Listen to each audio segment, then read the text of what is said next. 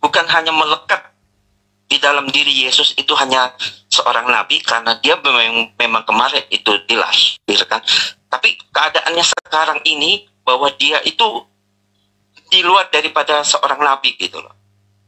Apa buktinya?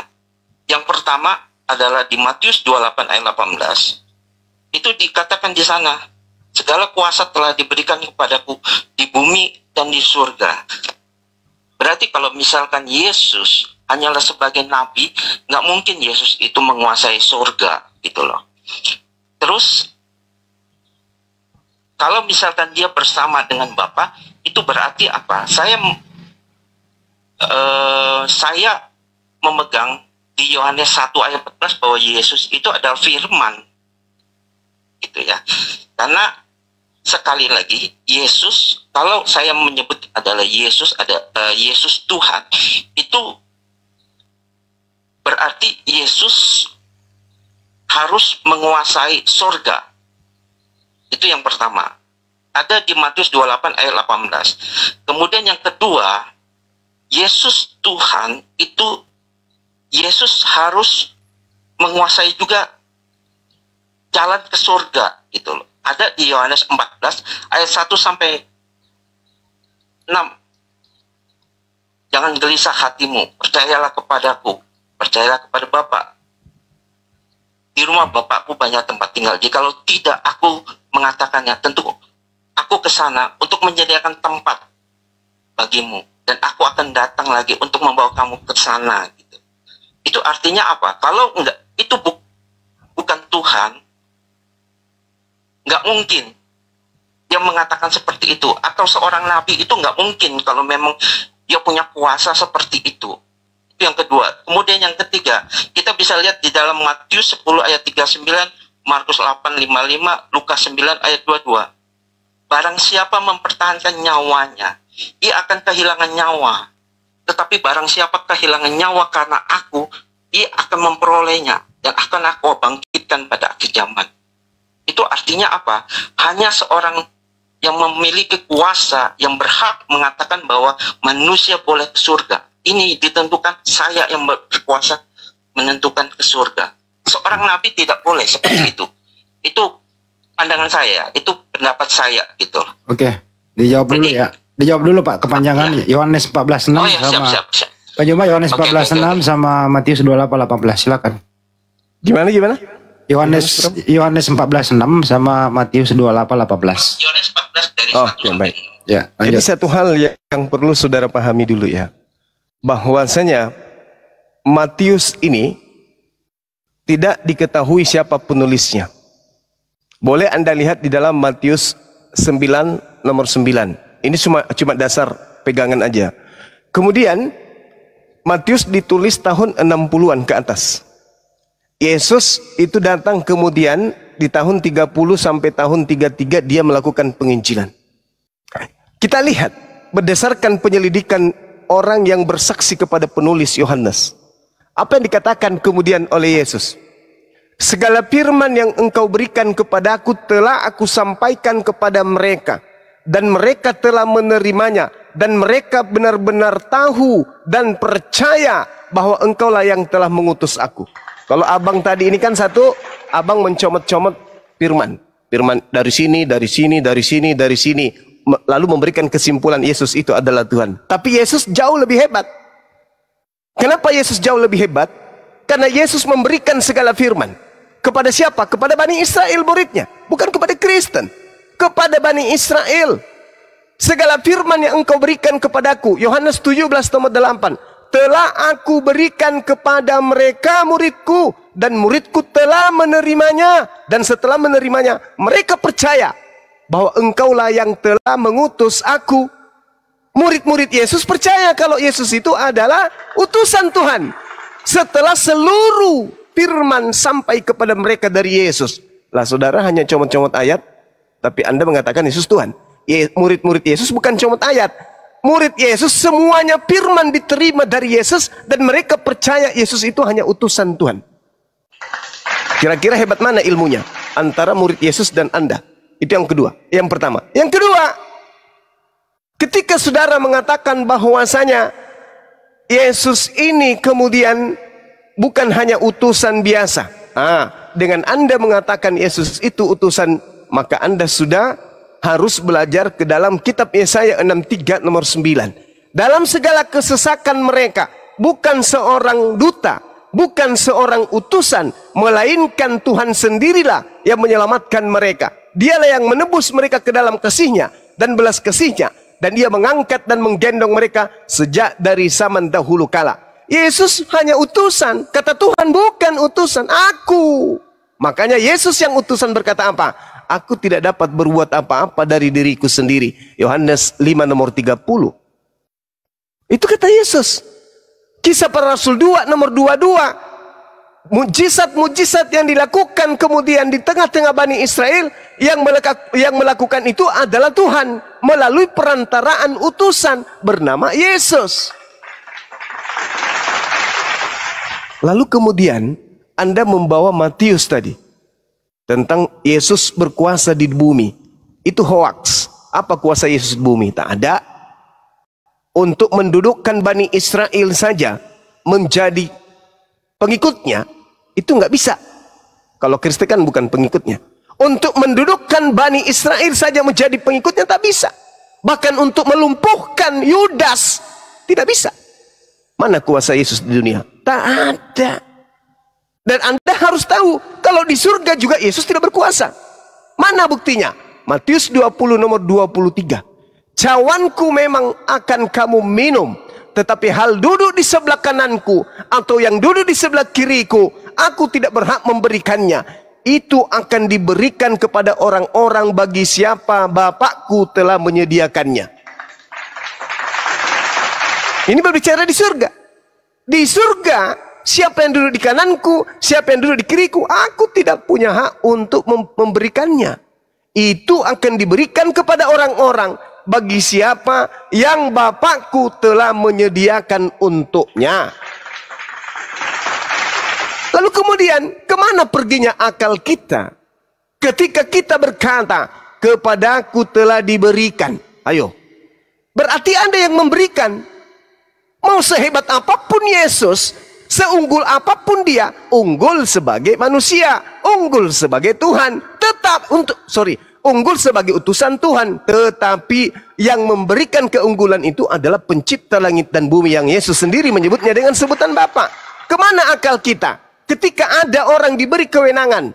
Presiden memberikan kewenangan ke Bang Handi untuk ke Papua, menyatakan agar gubernur di sana menandatangani kemudian MOU. Lalu kemudian ada orang di sana menganggap Bang Handi ini dengan takjub. Wah, hebat kali Bapak ini. Ini rupanya presiden kita ya. Oh, ternyata presiden kita namanya Bang Handi, matanya sipit, dia kayak tentara Petran. Itu kalau orang tidak menggunakan akal. Bang Handi mengatakan, kepadaku telah diberi kuasa oleh presiden. Oh, lalu dia dianggap presiden. Itu namanya orang tidak gunakan akal. Yesus diberi kuasa. Yesus tidak bisa berbuat apa-apa dari dirinya sendiri. Apa yang Yesus katakan, apa yang Yesus kerjakan, semua atas perintah Bapa. Makanya dia katakan, Bapa berkenan kepadaku disebabkan karena aku senantiasa melakukan apa yang diperintahkan Bapa kepadaku.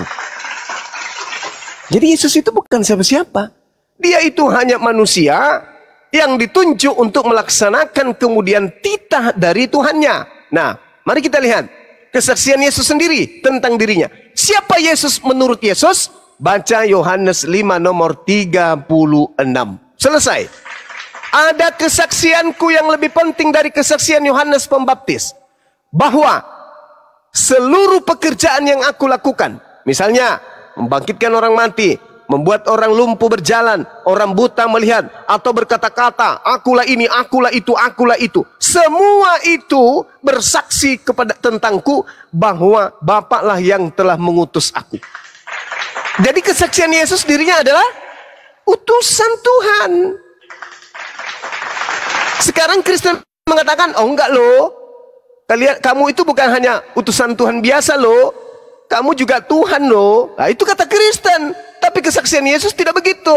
Ada kesaksianku yang lebih penting dari kesaksian Yohanes Pembaptis. Bahwa segala pekerjaan yang aku lakukan, pekerjaan itu yang aku lakukan sekarang. Dan pekerjaan itu yang telah bersaksi bahwa Bapalah yang telah mengutus aku. Sederhana sebenarnya. Umat Islam itu hadir untuk membersihkan Yesus dari orang-orang yang, mohon maaf, yang ingkar terhadap Yesus. Umat Islam hadir untuk membersihkan Yesus dari paham-paham yang Yesus tidak ajarkan kepada murid-muridnya. Seperti saudara menganggap Yesus Tuhan, itu tidak pernah Yesus pahamkan kepada muridnya yang asli. Tapi silakan, itu iman saudara. La ikraha fiddin, saya tidak memaksakan sedikit pun. Silakan. Ya, baik. Terima kasih, Bang Zuma. Kita berfokus kepada utusan tadi. Terima kasih, Bang Zuma. Saya nggak akan mengatakan saya pintar atau enggak. Saya tetap di sini mau belajar. Artinya, saya akan terus-menerus belajar untuk menyempurnakan iman dan kepercayaan saya, begitu ya. Di sini kita dari tadi fokus titik kita adalah utusan. Tadi saya katakan bahwa Yesus berbicara, dia itu utusan, betul. Saya imani Yesus itu utusan. Mari kita lihat di pada Matius 16 ayat 16. Saya tidak merasa diri saya pintar ya. Saya di sini dari awal saya mengatakan, Bang Zuma, mohon maaf, saya mau belajar, begitu ya. Mari kita lihat di dalam Matius 16 ayat 16. Ketika Yesus ditanya, menurut kalian siapa aku? Ada yang bilang Elia, Yohanes Pembaptis, dan lain sebagainya. Lalu Yesus bertanya kepada murid-muridnya, tetapi apa menurut kalian tentang aku? Maka Petrus menjawab dengan tegas dan lantang, bahwa engkaulah Mesias, Putra Allah. Mesias di sini boleh dikatakan dia itu nabi, boleh dikatakan dia itu raja, boleh dikatakan dia itu di sana adalah imam. Jadi kalau teman-teman mengatakan Yesus adalah seorang nabi, saya pun mengimani gitu. Iya benar, Yesus adalah seorang nabi. Dia raja, iya benar, saya mengimani juga. Yesus adalah seorang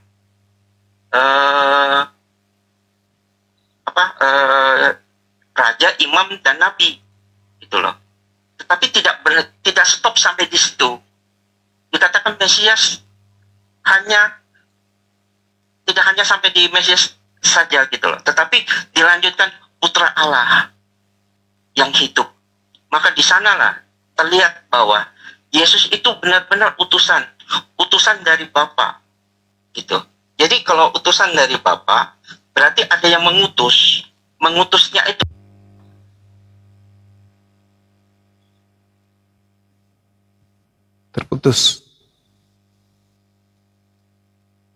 Terputus Bang Andi.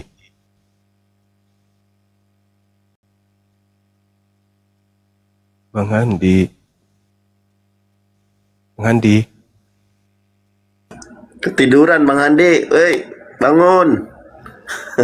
Tidur. Bang Andi.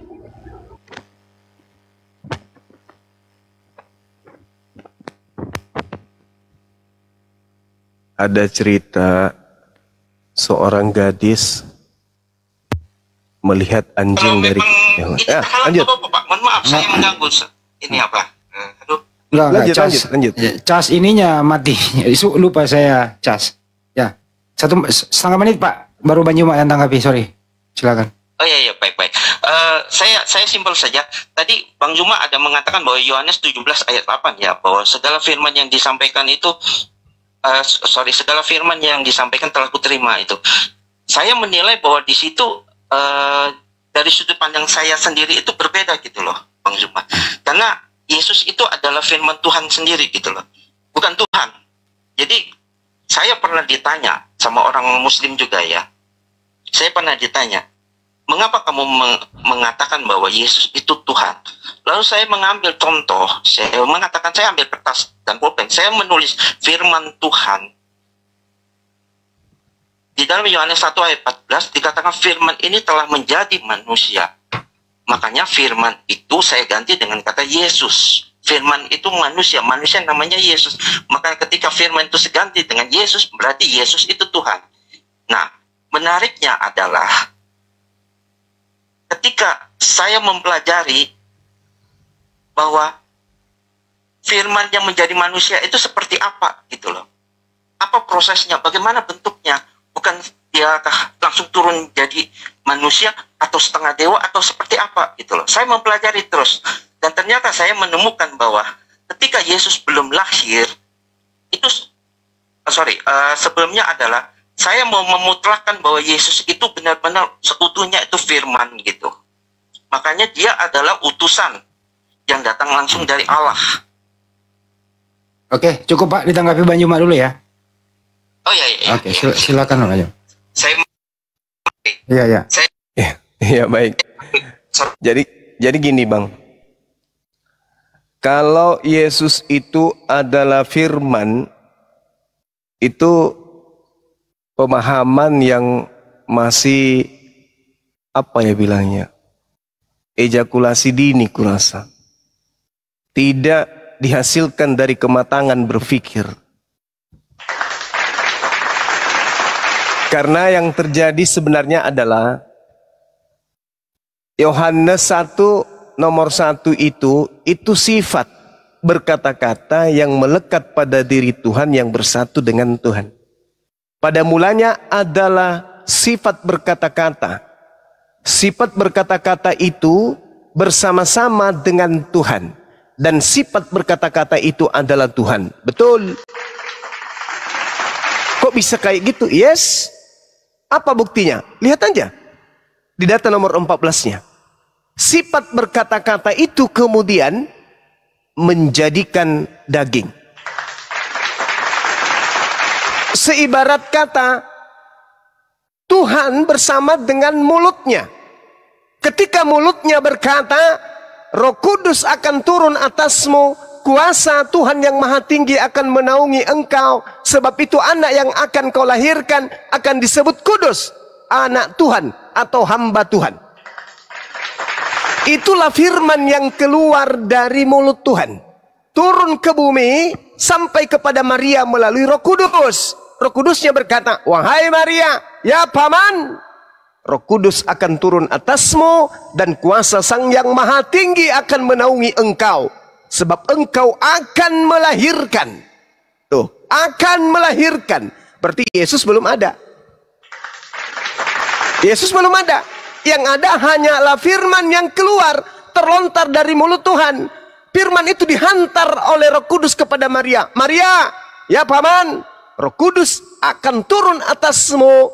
Kuasa yang Maha Tinggi akan datang menaungi engkau. Sebab itu anak yang kau kandung dan akan kau lahirkan itu akan disebut anak suci. Anak, siapa yang dimaksud di situ? Yesus. Apakah sudah ada Yesus? Belum. Jadi Yesus itu bukan firman. Yesus adalah manusia suci yang dilahirkan oleh perawan suci dari firman Tuhan yang keluar dari Tuhan. Bukan Yesus keluar dari langit turun ke bumi. Turun sampai di bumi langsung berjenggot. Enggak. Yang datang adalah berupa kalimat, berupa perkataan, berupa instruksi, berupa ide yang keluar dari diri Tuhan. Wahai Roh Kudus, sampaikan kepada wanita tersebut, aku Tuhan yang menghendaki dia hamil dan melahirkan hambaku yang suci bernama Yesus. Apa yang terjadi? Hamil tidak Maria? Hamil. Makanya Yesaya 55 nomor 11, apabila firman keluar dari mulutku, tidak akan kembali dengan sia-sia kepadaku, sebelum apa yang kuperintahkan, yang kutitahkan, yang kuinstruksikan itu terjadi. Aku menginstruksikan, Maria hamil. Lahirkan hambaku bernama Yesus. Lahirkan. Makanya ketika Yesus lahir, apa kata dia? Yohanes 8 nomor 42. Aku datang di atas muka bumi ini menjadi manusia bukan atas kehendakku sendiri. Selesai.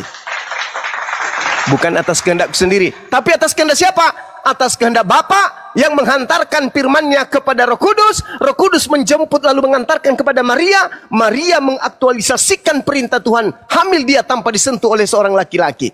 Subhanallah. Lalu ada kelompok orang-orang yang mengatakan, hamil tanpa suami. Oh, yang dihamilkan dan dilahirkan ternyata Tuhan. Ini paganisme terselubung dengan menggunakan kitabnya orang Yahudi. Jadi yang datang itu adalah pemberitaan. Yang firman itu adalah ucapan. Yang disampaikan Roh Kudus itu ucapan instruksi. Kalau Anda ingin kali menuhankan Tuhan, manusia, selayaknya yang Anda tuhankan itu siapa? Maria. Jangan Yesus. Yesus nanti penuh Roh Kudus ketika dia dibaptis di sungai Yordan. Maria itu dikatakan kuasa yang maha tinggi akan mengenaungi engkau. Roh Kudus akan turun atasmu. Sebab itu anak yang kau lahirkan akan disebut anak yang suci. Kalau anaknya saja suci, bagaimana ibunya? Jadi kalau Anda ingin kali menuhankan manusia, lebih baik Anda menuhankan ibunya Tuhan Anda. Ingat, ingat.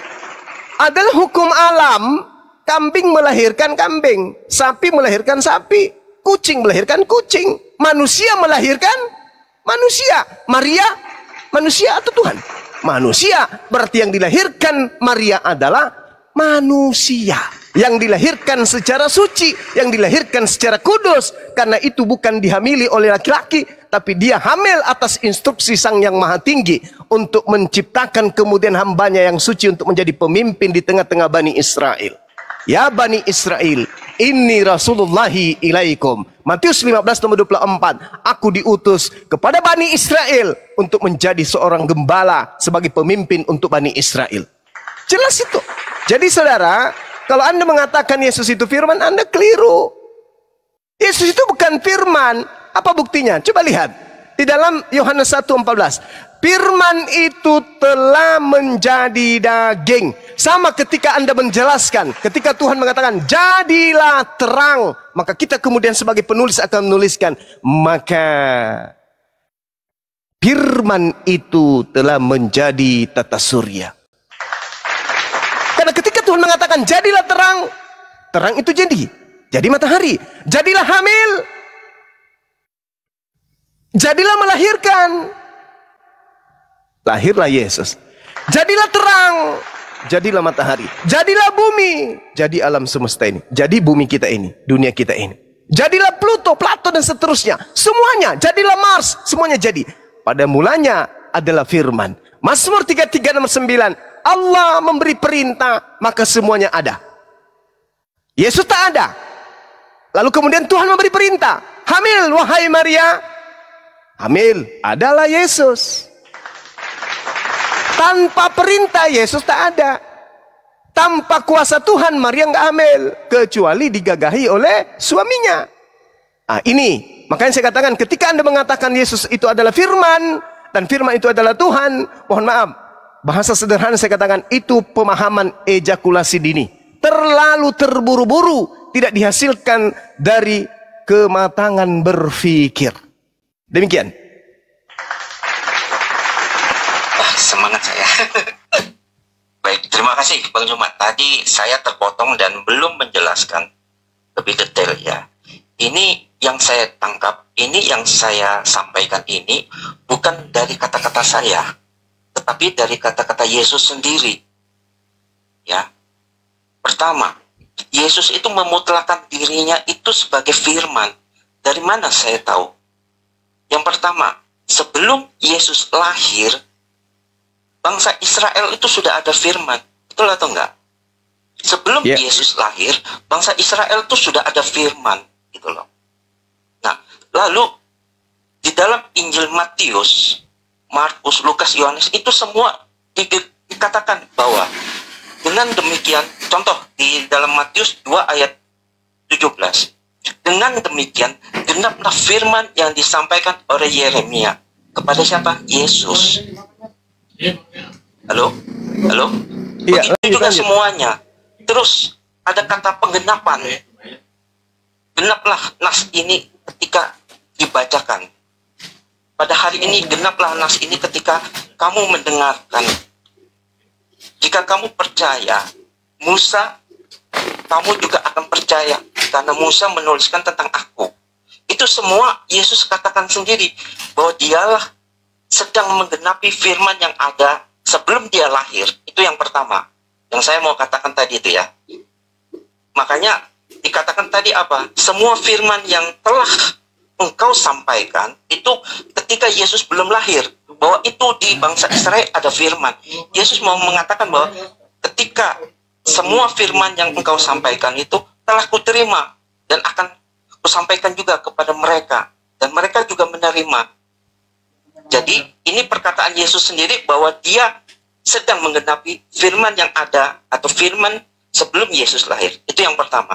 Kemudian yang kedua, tadi Yesus sendiri mengatakan, aku ini berasal dari Allah langsung. Halo? Iya, lanjut Bang. Halo? Ya, terusin Bang.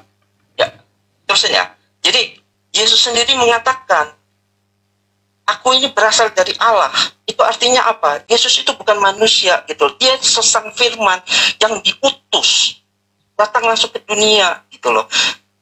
Contohnya di mana? Di dalam Yohanes 8 ayat 42. Aku datang dan keluar dari Allah. Coba dicek. Ini Yesus sendiri yang ngomong. Kemudian Yesus berkata juga di dalam Yohanes 8 ayat 23. Kamu dari bawah, aku ini dari atas. Yohanes 6 ayat 38. Sebab aku turun dari surga. Itu kata-kata Yesus semua loh. Menunjukkan bahwa apa? Dia itu memang firman gitu loh. Firman yang turun langsung dari Allah. Kemudian yang ketiga, Yesus sendiri menyampaikan firman. Ini saya kasih perumpamaan, contohnya seperti ini. Kalau ada satu orang, sentralnya katakanlah Budi, gitu kan. Kemudian ada 4 orang. Orang pertama ini ingin menyampaikan pesan dengan menyebut Budi berkata atau kata Budi. Lalu sampai ke orang keempat, kemudian sampai kepada Budi sendiri. Apakah Budi langsung mengatakan Budi berkata atau kata Budi? Enggak. Lalu Budi sendiri yang ingin menyampaikan itu, Budi mengatakan apa? Aku berkata. Itu Yesus loh. Jadi Yesus menyampaikan firman itu dengan ucapan aku berkata sesungguhnya. Nah, itu firman. Boleh dicek di dalam Matius 24 ayat 35. Langit dan bumi akan berlalu, tetapi perkataanku tetap tidak akan berlalu. Jadi, saya bisa menyimpulkan bahwa ini perkataan Yesus sendiri langsung, bahwa dia adalah sang firman gitu loh. Nah, bedanya antara saya tidak menganggap bahwa firman Tuhan itu adalah Tuhan. Enggak ya. Itu dua identitas yang berbeda. Contoh seperti ini ya. Saya ingin mungkin teman-teman atau Bang Zuma mungkin mau sebenarnya sih poinnya itu ada di dalam Tritunggal sih sebenarnya. Kata utusan itu sebenarnya masuk ke dalam poin Tritunggal yang inti pokoknya itu. Karena apa? Saya akan memberi contoh ya. Seandainya saya membawa Bang Zuma berdiri di depan menghadap sebuah laut. Lalu laut itu di dalamnya pasti ada air. Dan ketika kita ambil contoh katakanlah apa gayung atau apa kita cedok, maka muncul namanya apa? Air laut. Ketika tadi pertama kali saya bilang Bang Zuma kita menghadap melihat laut. Sekarang kita cedok air, namanya air laut. Lihat, di belakang itu ada kata laut. Apakah itu dia laut? Bukan. Dia air yang keluar dari laut. Makanya namanya air laut. Seperti itu, perumpamaan saya seperti itu. Jadi seolah-olah Yesus itu adalah Tuhan. Saya tidak mengatakan seperti itu gitu loh. Saya mengatakan Yesus adalah firman Tuhan. Laut pasti punya air. Airnya itulah yang keluar. Yesus mengklaim bahwa dia itu seperti itu gitu loh. Dan itu penilaian saya pribadi bahwa Yesus itulah sang firman. Jadi ketika saya mengeluarkan air itu lalu saya cicip kemudian ada rasanya asin, itu berarti mengandung apa? Garam laut. Betul? Laut, air laut dan garam laut. Apakah itu laut? Bukan. Itulah 3 identitas dari Tritunggal sebenarnya. Makanya yang dari tadi saya setuju dengan pertama kali Bang Zuma bilang ada 2 identitas di situ. Saya percaya, saya setuju gitu loh. Saya ngamini bahwa Yesus adalah sang firman. Firman Tuhan itu apa alasannya? Dari yang tadi saya sebutkan, ada 3 yang mutlak di dalam diri Yesus sendiri yang mengatakan bahwa dia itulah sang firman itu gitu loh. Oke, cukup makanya, Pak. Ditanggapi dulu. Ya, cukup. Ya. Oke, Kepanjangan, sorry. Baik, silakan Bang Zuma. Iya, analogi. Laut ketika diambil seember, tetap saja air. Air laut adalah air. Diambil seember, dibawa kemanapun tetap aja air. Ya, karena massa dan juga rasa, lalu kemudian cakupan muatan di dalamnya adalah hal yang sama. Apakah Anda ingin mengatakan bahwa Yesus manusia, Bapa yang ada di langit manusia?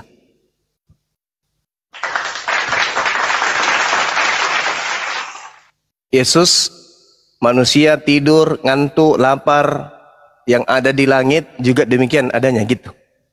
Coba sekali lagi saya katakan, masih ejakulasi dini, belum sampai kepada kematangan berpikir.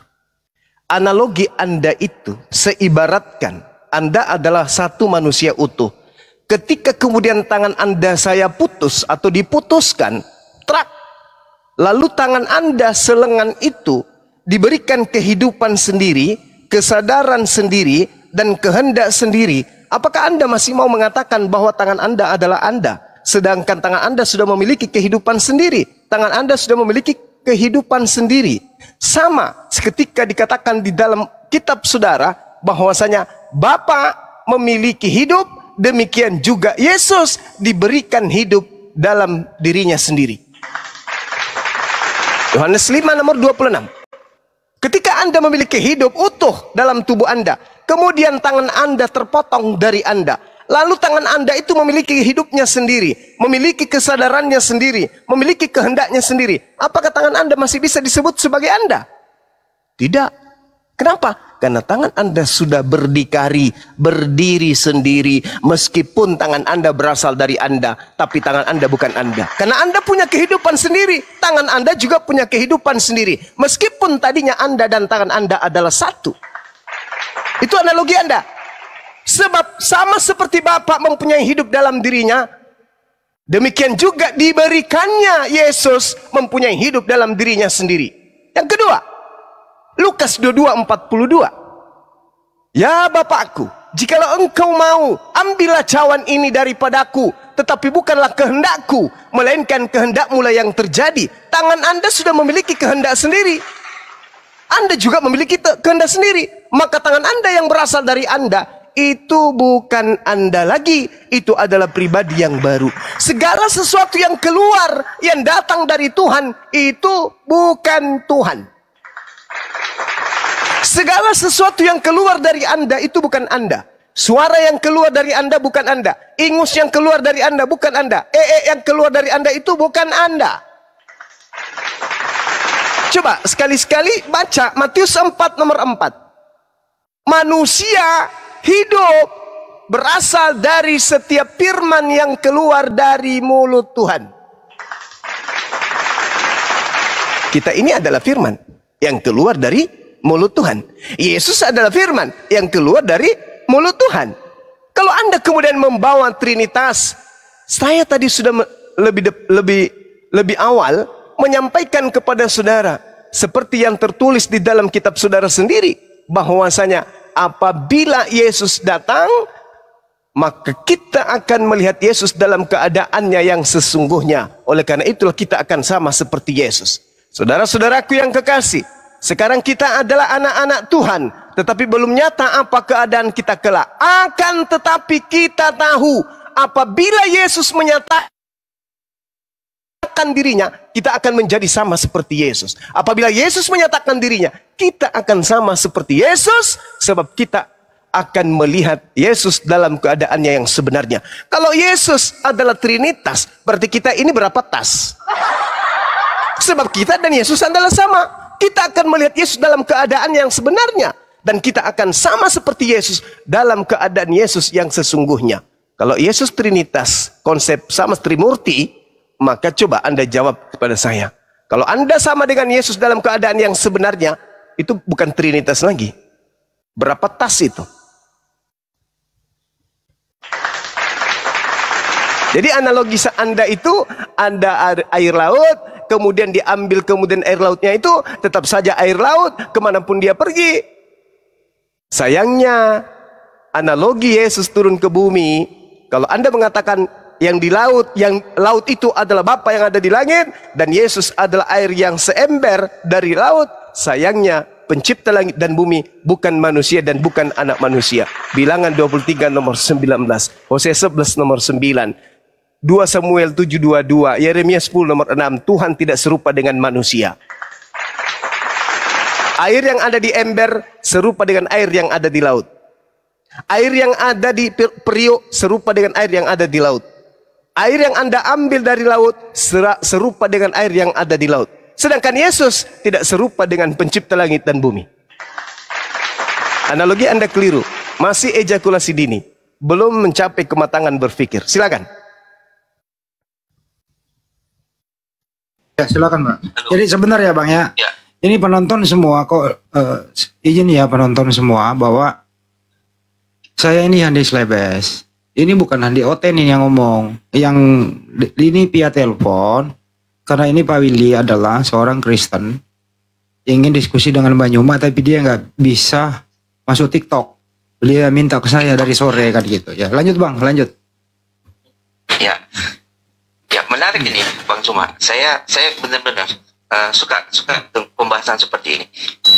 Tadi Bang Zuma mengatakan manusia, Yesus itu manusia gitu ya. Karena dari awal dia dilahirkan. Betul. Tapi lihat ketika dia menjadi manusia, dia tidak selamanya akan menjadi manusia, begitu Bang Zuma. Jadi tahunya dari mana ketika saya mengatakan bahwa ketika dia kemarin lahir, dia tidak akan selamanya menjadi manusia gitu loh. Itu pandangan saya melihatnya dari Yesus ketika dia membawa 3 orang murid di dalam Injil naik ke atas gunung ya, dan tercatat semuanya itu. Halo? Ya, terusin Pak. Ya, lanjut. Ya. Lanjut ya. Jadi Yesus itu tidak selamanya akan menjadi manusia gitu loh. Karena apa? Ketika tercatat di dalam 3 Injil, Matius, Markus, dan Lukas, terutama di Matius 17 ayat 1, Markus 9 ayat 2, Lukas 9 ayat 28, Yesus dimuliakan di atas gunung. Itu Yesus sudah membuktikan, memberitahu kepada 3 orang murid, Petrus, Yakobus, dan Yohanes, melihat bahwa Yesus berubah rupa menjadi cahaya yang bersinar. Dan di samping kanan kiri itu ada Elia dan Musa. Gitu loh. Kenapa 3 orang murid ini tahu bahwa itu Elia, itu Musa? Padahal jarak mereka lahir dengan Yesus itu berbeda jauh sekali. Karena pandangan saya bahwa ketiga murid itu melihat wujud rupanya Elia dan Musa itu berbentuk manusia. Itu menandakan bahwa dulu dia manusia, sekarang dia manusia, dan akan datang dia akan berubah. Rupanya seperti manusia gitu loh. Berbeda dengan Yesus. Ya, jadi pandangan saya bahwa Yesus tidak akan selamanya menjadi manusia, begitu.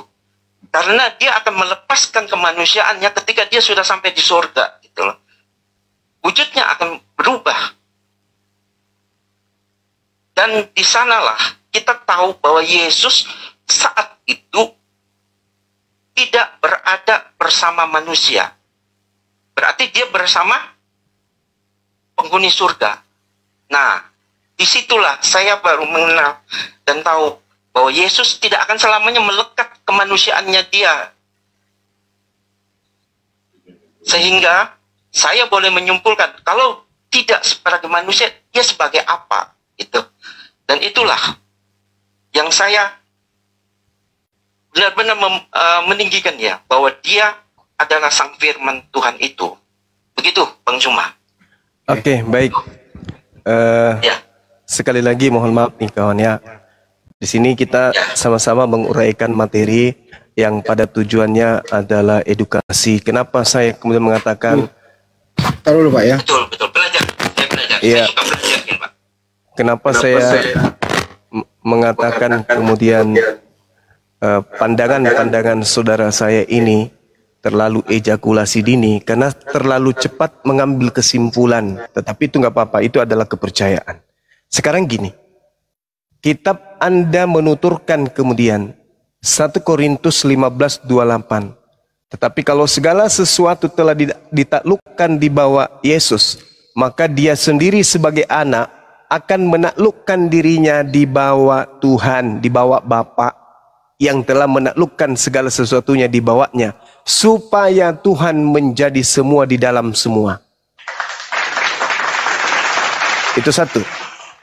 Yang kedua, Ibrani 13 nomor 8. Yesus kemarin, sekarang, dan selama-lamanya tetap tidak akan pernah berubah. Nah, sekarang mari kita lihat di dalam kitab saudara, Yesus yang pertama kali datang itu di dalam Lukas 2 nomor 11. Pada hari ini telah lahir bagimu juru selamat. Titik 2, manusia yang diurapi Tuhan di kota Daud. Pada hari ini dia lahir sebagai manusia. Yesus datang sebagai manusia. 2 Yohanes 1 nomor 7. Naik ke langit sebagai manusia. Yohanes 3 nomor 13. Duduk di samping Tuhan di surga. Markus 14:62 sebagai manusia. Turun untuk yang kedua kalinya. Matius 16 nomor 27 sebagai manusia. Menghakimi kelak. Di dalam Yohanes 5 nomor 27 sebagai manusia. Kapan dia berubah? Gak pernah. Selama-lamanya dia manusia. Duduk di samping di surga manusia, turun untuk kedua kalinya manusia, menghakimi sebagai manusia. Tak pernah dia berubah. Bahkan yang Anda sebutkan tadi, yang saya sebutkan tadi, 1 Korintus 15:28, Yesus menaklukkan dirinya.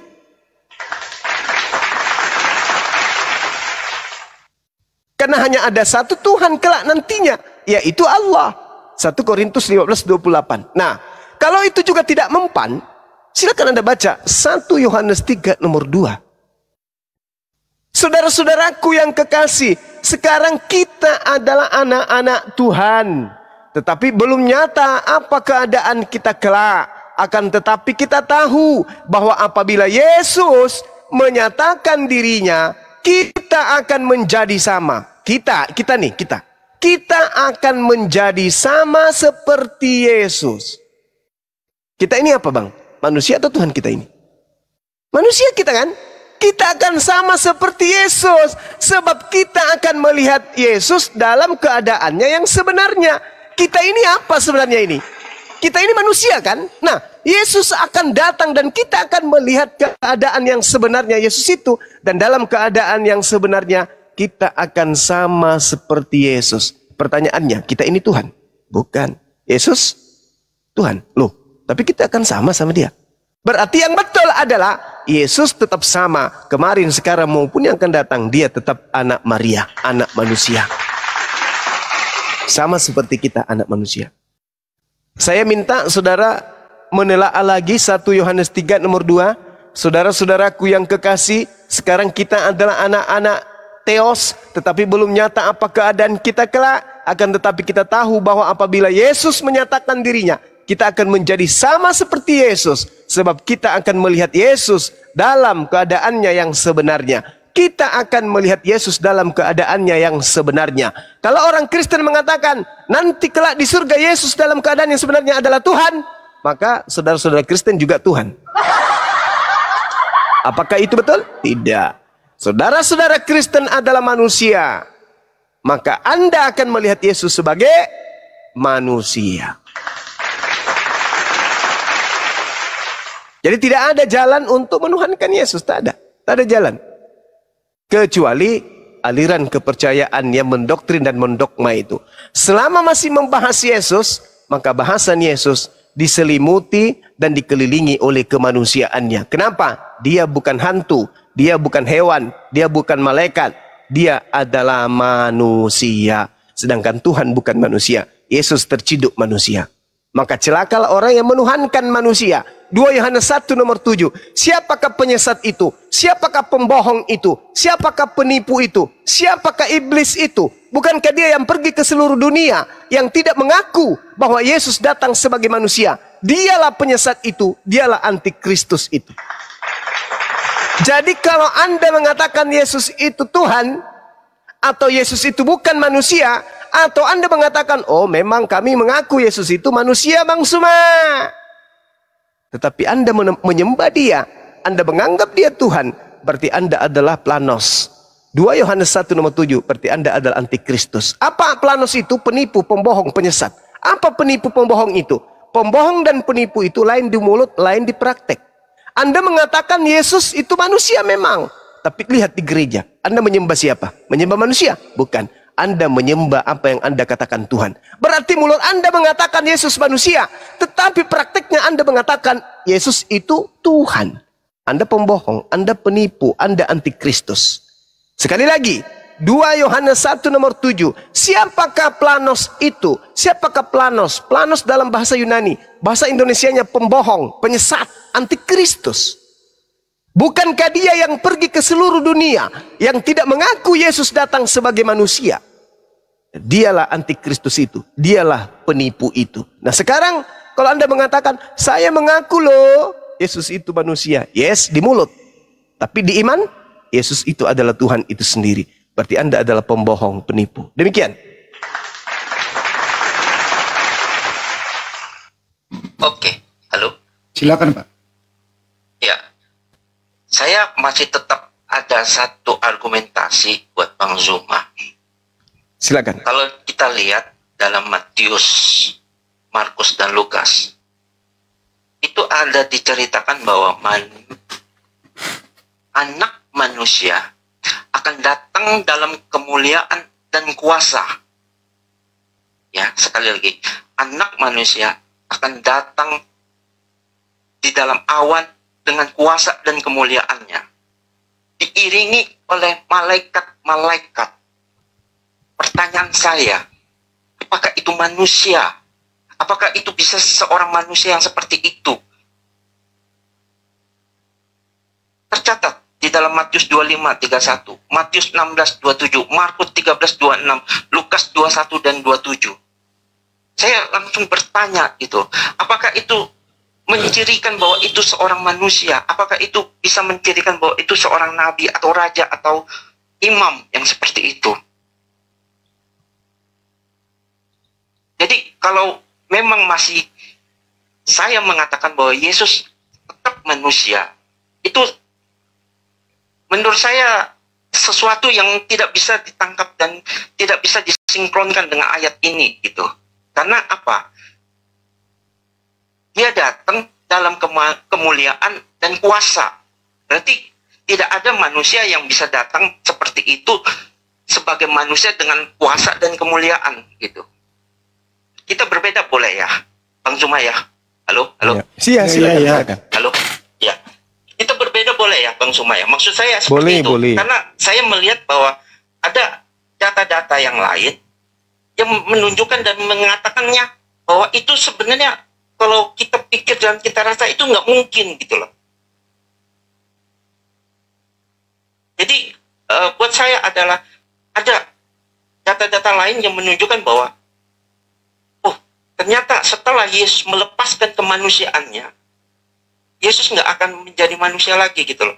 Mungkin yang Bang Suma katakan tadi di 1 Yohanes itu kemuliaan yang sama. Itu. Kita akan sama dengan Yesus itu dalam kemuliaan. Bukan dalam wujud dan rupa. Mungkin ya. Yang saya belum menelaah lebih dalam 1 Yohanes yang tadi Bang Suma katakan. Karena pasti ada kata-kata di dalam sana yang mengatakan perbedaannya gitu loh. Cuma saya tetap fokus karena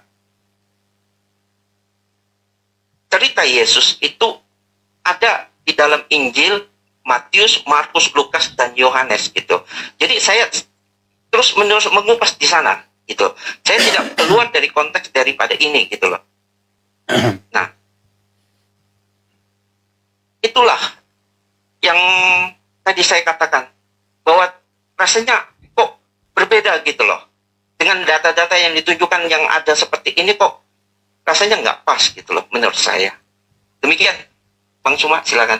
Ya, baik. Masya Allah. Jadi tolong setelah ini Anda mendengarkan uraian kata per kata dan bentuk kalimat supaya pesan saya itu sampai. Jadi gini, Ketika Yesus itu datang, Anda lihat di Bible bagaimana iblis berusaha kemudian menyesatkan Yesus dan pengikutnya. Iblis senantiasa mencoba Yesus. Iblis senantiasa kemudian mempengaruhi orang-orang untuk mengkhianati Yesus. Iblis senantiasa kemudian merasuki orang-orang agar mencelakai Yesus. Itu fakta. Yang kedua, iblis tidak hilang ketika kemudian Yesus itu telah disalibkan. Iblisnya tidak berhenti. Ada kekuatan di dalam diri iblis untuk menjalankan aksi bagaimana Yesus ini bisa dituhankan. Terbukti. Yesus sendiri mengatakan di dalam kitab Saudara, waspadalah kepada penyesat yang datang kepadamu dengan memakai namaku. Dan berkata, akulah Yesus. Waktunya sudah dekat, jangan kau percaya. Itu satu. Yang kedua, ketika saudara kemudian menganggap Yesus ini Tuhan, karena alasan-alasan dia akan datang kemudian dengan malaikat-malaikatnya. Ini Yesus yang mengatakan, bukan. Bukan Yesus yang berkata demikian. Lalu siapa yang berkata demikian? Ya pengarang. Dari mana mendapatkan ilmu itu? Tanya diri Anda. Sebab di dalam kitab yang sama yang Anda punya, Wahyu 12 nomor 9. Iblis tua juga memiliki malaikat-malaikat. Bahkan kalau Anda melihat kemudian di dalam Wahyu 12 nomor 7, Mikael dan malaikat-malaikatnya berperang melawan naga yang dibantu oleh malaikat-malaikatnya juga.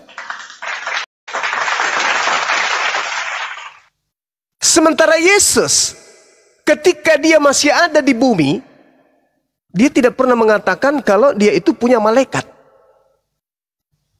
Dia nggak pernah mengatakan aku punya malaikat. Tapi setelah terangkat ke langit, tulisan-tulisan muncul belakangan mengatakan Yesus akan datang beserta dengan malaikat-malaikatnya Yesus. Padahal sesungguhnya kalau itu dipaksakan, Yesus hanya ditatang oleh malaikat, dikawal oleh malaikat. Coba Anda lihat di dalam Matius 4 nomor 6. Kata iblis apa? Ada tertulis, jika benar engkau adalah anak Tuhan, maka Tuhan akan mengutus malaikatnya agar menatang engkau. Jadi kalau Yesus datang untuk yang kedua kalinya bersama dengan malaikat-malaikatnya, bukan malaikat Yesus, tapi malaikat yang Tuhan berikan untuk mengawal Yesus. Nah sekarang, coba Anda bandingkan pemahaman saudara yang mengatakan Yesus itu Tuhan dengan pemahaman Yesus ketika dia datang mengajar. Bukankah Yesus mengatakan segala firman yang kau berikan kepadaku telah aku sampaikan. Setelah firman itu sampai, apakah itu Taurat menurut Anda, menurut asumsi Anda, apakah itu Mazmur, apakah itu Yesaya, atau apapun itu, endingnya muridnya percaya Yesus itu sebagai apa? Utusan. Kesaksian Yesus dirinya adalah utusan. Kesaksian yang muncul berikutnya ditopang oleh penulis-penulis yang Yesus sendiri tidak mengenal penulis tersebut, menghantarkan Anda menganggap Yesus itu Tuhan. Sekarang ilmu Anda tinggi mana dengan Yesus? Yesus sendiri bersaksi dia utusan Tuhan. Anda bersaksi dia adalah Tuhan itu sendiri. Kira-kira yang harus saya percaya sebagai orang yang berakal, Yesus atau Anda? Karena Yesus di dalam Matius 7, orang-orang yang jauh lebih hebat dari saudara, yang sampai pada level bermujizat, bernubuat, mengusir setan pakai nama Yesus, pun diusir oleh Yesus. Matius 7, nomor 22, nomor 23. Pada hari terakhir nanti, banyak orang memanggil aku Tuhan, Tuhan. Bukankah kami bernubuat, bermujizat, mengusir setan pakai namamu? Pada saat itulah aku akan berterus terang kepada mereka, enyahlah daripadaku, aku tidak mengenal kalian. Kalian semua adalah pembuat kejahatan. Ada apa? Bukankah orang ini ilmunya terlalu tinggi sampai dia bisa mengusir setan dalam nama Yesus? Tapi kenapa diusir? Dianggap sebagai penyesat. Yang lalu apesnya lagi, Yesus mengaku, aku tidak mengenal kalian. Loh, bukankah mereka bermujizat dengan memanggil namamu? Bukankah mereka mengusir setan dengan memanggil namamu? Kata Yesus, mereka tidak melakukan kehendak Bapakku. Menyembah Yesus itu kehendak siapa? Menuhankan Yesus itu kehendak siapa? Beribadah kepada Yesus itu kehendak siapa? Bukankah dia hanya jalan? Bukankah dia hanya kebenaran? Bukankah dia hanya hidup? Menuju kepada siapa? Menuju kepada Bapa yang ada di langit. Dia bukan tujuan. Dia hanya jalan. Dia hanya membawa kebenaran. Dia hanya memberi hidup kepada siapa yang mengikuti jalan dan kebenaran yang ditunjukkan. Makanya dikatakan hidup kekal itu mengenal dia satu-satunya Tuhan dan mengenal diriku sebagai utusan. Lalu Kristen ini dari mana? Anda diusir karena Anda tidak melakukan kehendak Bapaknya Yesus.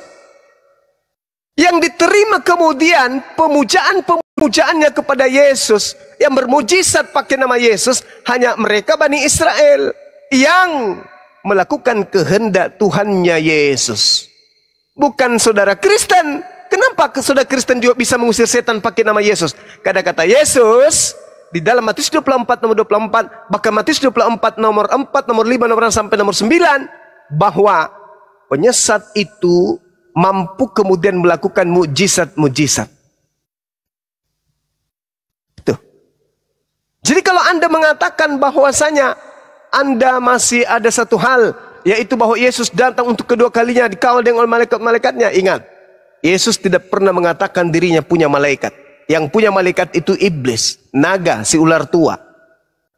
Kemudian, ingat, di dalam Matius 4 nomor 6, Yesus berkata, jangan engkau mencobai Tuhan.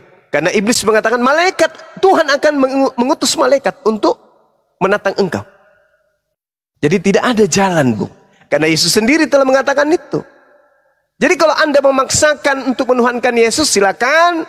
Tetapi saya hanya ingin mengatakan, siap-siaplah diusir oleh Yesus. Karena Yesus yang Anda percayai, Yesus yang menghantarkan Anda menuhankan oknum yang bernama Yesus, itu bukanlah Yesus yang Nabi yang datang kepada Bani Israel, tetapi Yesus yang datang kepada Paulus, Ananias, dan penulis kitab Wahyu. Itulah yang membimbing saudara menuhankan yang bernama Yesus, dan kelak Yesus akan mengusir saudara. Demikian. Baik, mungkin kita closing ya. Saya silakan. Statement. Iya. Ya, mungkin saya closing statement. Kalau tadi Pak Suna bilang ada endingnya sudah tadi pembahasannya Pak Suma. Gak apa-apa. Saya berbeda pendapat itu wajar. Saya senang gitu loh. Tapi izinkan saya untuk menerangkan lagi apa yang tadi disampaikan oleh Bang Zuma. Tadi Bang Zuma mengatakan bahwa saya lupa di Matius berapa yang Tuhan Matius 7:21. Matius 7:21. Ya, itu ya. Aku telah bernubuat dan aku telah mengusir setan dengan namamu. Tolong Bang Zuma perhatikan di sana bahwa di sana tertulis adalah penyalah engkau pembuat kejahatan. Pertanyaan saya adalah yang pertama, apakah mengusir setan dengan nama Yesus? Ketika saya bertemu dengan orang di tengah jalan, contoh katakan seperti itu, saya bertemu dengan orang yang kerasukan setan, lalu saya mengusir dalam nama Tuhan Yesus. Dia hilang setannya, dia sembuh, langsung dia memuliakan Allah. Apakah itu pembuat kejahatan? Yang pertama. Terus yang kedua, tadi juga dikatakan bahwa semua pembuat kejahatan, saya berdoa, orang yang sakit saya sembuhkan. Apakah dalam nama Yesus saya menyembuhkan orang dan orang itu sembuh, lalu orang itu memuliakan Allah? Apakah itu termasuk pembuat kejahatan? Nah, itu yang mesti Bang Zuma tadi review ya. Karena di sana tadi terdapat dua kata, pembuat kejahatan dan pekerjaan, bahwa mengusir setan, bernubuat dalam nama Yesus itu pekerjaan yang bukan jahat gitu loh. Tapi yang jahat adalah ketika saya mau mengusir setan, tetapi setelah dia sembuh, lalu di ujung sana ada kotak tolong dong, isi uang itu yang sesuai saya mau, itu pembuat kejahatan. Seperti itu. Jadi Yesus mau mengusir orang-orang yang pembuat kejahatan yang seperti itu. Jadi saya tadi menangkap dari bawah ya, terakhir Bang Suma tadi menyampaikan seperti itu, saya mereview. Satu. Terus yang kedua, Bang Suma, mohon maaf, kita berbeda nggak apa-apa. Tetapi saya ketika mengatakan Yesus Tuhan, itu bukan dari iblis, itu bukan dari roh jahat. Kenapa saya bisa mengatakan itu? Terletak di dalam Matius 16 ayat 16.